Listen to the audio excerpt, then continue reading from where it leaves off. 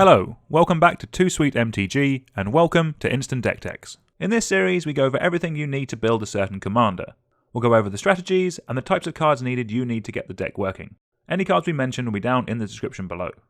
In this video, we're going to be looking at Mishra, claimed by Gix. It is 2 black-red for a 3/5 legendary creature Phyrexian Human Artificer. It has, whenever you attack, each opponent loses X life, and you gain X life, where X is the number of attacking creatures. If Mishra, claimed by Gix, and a creature named Phyrexian Dragon Engine are attacking, and you both own and control them, exile them, then meld them into Mishra, lost to Phyrexia. It enters the battlefield, tapped and attacking. So now's probably a good time to actually go over the Phyrexian Dragon Engine. It is 3 generic mana for a 2/2 artifact creature, Phyrexian Dragon. It has double strike, and whenever Phyrexian Dragon Engine enters the battlefield from your graveyard, you may discard your hand. If you do, draw 3 cards. It also has Unearth for 3 red. So with both of these out and attacking, they meld into Mishra, lost to Phyrexia. It is a 9/9 legendary artifact creature, Phyrexian Artificer. When it enters the battlefield or attacks, choose 3. Target opponent discards 2 cards, Mishra deals 3 damage to any target, destroy target artifact or planeswalker, creatures you control gain menace and trample until end of turn, creatures you don't control get -1/-1 until end of turn, or create 2 tapped Power Stone tokens. So, with all that reading out of the way, this is going to be a token deck with a slight artifact subtheme. The front side of Mishra really rewards us for going wide with tokens. It doesn't even have to attack itself to trigger a whole board of attacking creatures, draining out our opponents. That could end up being a lot of life loss, before you even get to the combat damage. We'll also be running some tutors to get the Phyrexian Dragon Engine out and into play, so we get on to melding them two together. That backside is also extremely powerful, and when combined with a board of token creatures, should be lights out for our opponents. You have so many options of what to do when it flips. I do think most of the time you'll either be removing a blocker, or shrinking down your opponent's board, and then giving your whole team menace and trample, so they have an easier time of hitting face. First up, we have some token makers.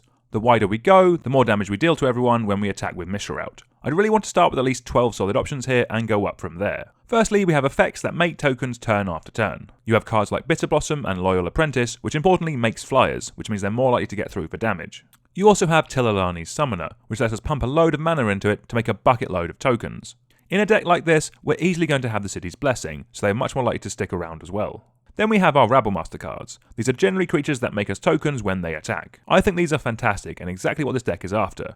The creatures themselves will trigger towards Mishra's drain, and so will the tokens that are attacking as well. Make note of the ones like Goblin Rabblemaster and Legion Warboss. These make their tokens before they attack. These are pretty straightforward. For Hanweir Garrison, Krenko Tin Street Kingpin, and Squee Dubious Monarch, you need to order the triggers so that they resolve before Mishra's attack trigger. When you do, this means Mishra sees all the tokens that you make, maximizing the amount of life drain that you do. What you may have noticed about those Rabblemaster effects is that most of them were goblins that make goblins. If you want, you can definitely lean into this strategy and go more tribal if you want to, with powerful cards like Krenko Mob Boss, Sling-Gang Lieutenant, and Siege Gang Commander. For everyone else, you can look to running some even bigger token makers, with things like Grave Titan, Wurmcoil Engine, Myr Battlesphere, and Phyrexian Triniform, all being really scary and really impactful creatures that can crack a board stall wide open. Then one spicy option that I'm a fan of, and it's Biotransference. This basically doubles up every creature that we cast and makes us a 2/2 Necron. We also really don't have to worry about that life loss, as we'll get it straight back once we swing with Mishra out. Then for yet more spice, we have Delina Wild Mage. This makes us a copy of Mishra or one of our other token makers. And if we roll with 15 to 20, we get to do this all over again. Absolutely fantastic. Moving over to our card draw now, and we're going to have plenty of good options that reward us for all those attacking tokens. Like with most card draw sections, make sure you have at least 8 bits. First up is a perfect card for this deck with Gix Yawgmoth Praetor. We're going to have so many tokens bundling into our opponent's life totals that this will draw us a ton of cards from the moment it lands. Then late game it has the activated ability for when you want to play with your opponent's food. Then we have Florian Voldaren Scion. This lets us dig through our deck equal to the amount of life our opponents have lost. In this deck, this should hopefully be quite a lot, each time digging us closer to the Dragon Engine.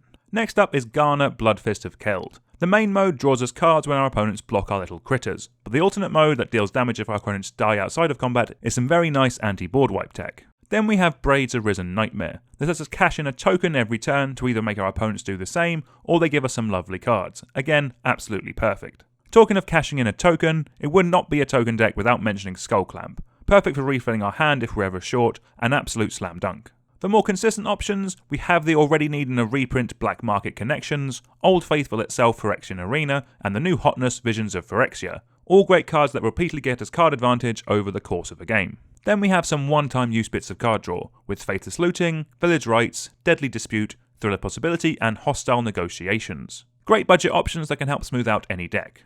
Moving over to our ramp, again like with most decks, you want to start with at least 8 bits here, but going up to 10 if you think your curve is a little top heavy. First up we have Professional Facebreaker and Grim Hireling. These are really good cards in the deck that will be making us treasure turn after turn as our board gets in for some damage. They also work really nicely with each other, giving us some card draw or some removal as well. For some land ramp, we have Wayfarer's Bauble and Solemn Simulacrum. These are some of the most premium bits in the deck, as unlike the rest of them, they're going to be much harder to remove. That's because the bulk of our ramp that we're going to have is going to be on mana rocks. Tried and tested and essential in any commander deck not running green. You have your Soul Ring, your Signets, your Talismans, and plenty of other options out there as well. I'd personally generally try to keep these under 2 mana where possible. Next up is our interaction. Rakdos has never really had an issue removing things, so we have a wide range of options to go for. The amount that you play will generally depend on your playgroup. The more competitive it is, the more I would generally want to run. First we have some really good instant speed targeted removal. You have Feed the Swarm for some added enchantment removal, then Go for the Throat and Infernal Grasp get most creatures nice and cheaply. You then have Bedevil, which also answers artifacts and planeswalkers, for some great flexibility. We also have a ton of board wipes to choose from. You have the super efficient Toxic Deluge and Damnation, and then your more budget friendly options in Blasphemous Act, which still packs a good punch. Then one last nice one is Phyrexian Scriptures. This turns Mishra into an artifact, and then wipes the board of non-artifact creatures. Flavorly, pretty solid, as well as being a great answer. Next up is our protection. This is going to be important. We don't want our opponents mucking up our turn, or worse yet, exiling the Dragon Engine from our deck. I'd personally look to run up to 4 bits here. First up we have the always solid Lightning Greaves and Swiftfoot Boots. The protection from targeted removal will be invaluable, and the added haste will mean any large creature we play can get in straight away. Then you have a card like Dollum Gate. This prevents all combat damage to our attacking creatures, basically guaranteeing that our board state survives, ready to grow again next turn, so we can rumble in all over again. In a similar way to Dollum's Gate, we also have a card like Death Tyrant. This basically replaces any creature of ours that dies in combat with a 2/2 zombie, again, readying us to attack again next turn. Then lastly you have Unearth style effects. These are cards that return a creature to play when it dies. I personally really like Malakir Rebirth in this slot, as it also has great flexibility of being a land when you're short at the start of a game. I also personally like running a little bit of Recursion in any deck, just so we can get a creature back when we need to. In this deck you can look at a classic like Animate Dead, perfect at bringing back a Grave Titan. Then you also have Whip of Erebos, which lets us bring back creatures one more time. But then also the added lifelink will help keep our life totals high enough so we don't have to worry about blocking.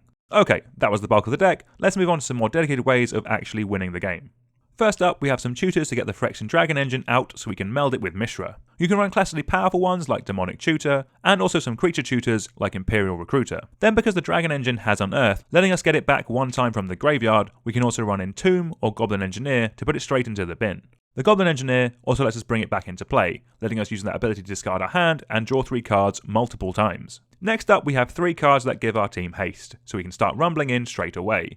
You have Anger, which once in our graveyard will give our whole team haste, perfect for the deck. Then you also have Ogre Battle Driver, which gives every creature that we put into play haste, but then importantly also gives them +2/+0, meaning they deal even more damage. Zeriel also does a similar job, but can also make us devils if we need some creatures, and has an ultimate that this deck will absolutely love, and allows us to get more combat steps. Then there are other great creatures that can buff up our little tokens so they can get more damage through.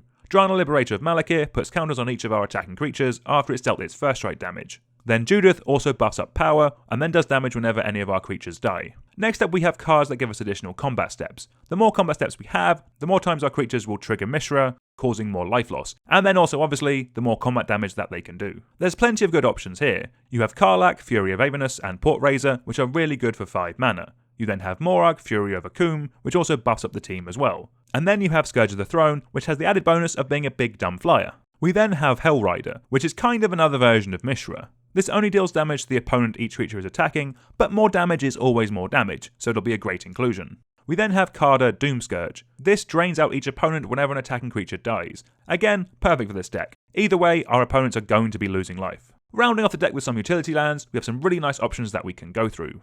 First up we have Hanweir Battlements, a very solid land that can give a creature haste, but in this deck where we're also wanting to run Hanweir Garrison, gives us another fun meld card that we can aim for. Then we have some more token makers, but this time on lands. Den of the Bugbear, Dwarven Mine, Kirkeep, and Suzaken Crucible of Defiance. These are exactly what we want from our lands. It's just free real estate to help us make a board state. When we have those tokens, Castle Embereth is a great way of buffing them up. Again, because it's on a land, it's basically free to run. Then this could also be the perfect deck for Westvale Abbey. We could easily cash in 5 tokens to make a 9/7 with flying, lifelink, indestructible and haste. Sometimes a large demon lad is exactly what you need to finish off a game. We then have a card like Inventor's Fair, which importantly can help us tutor the Dragon Engine out of our deck.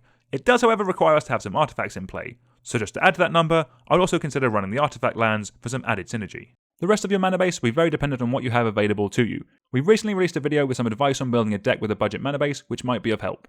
Until next time, please like, share and subscribe, and let us know down in the comments if there are any commanders you'd like to see a deck tech on. Thank you very much for watching.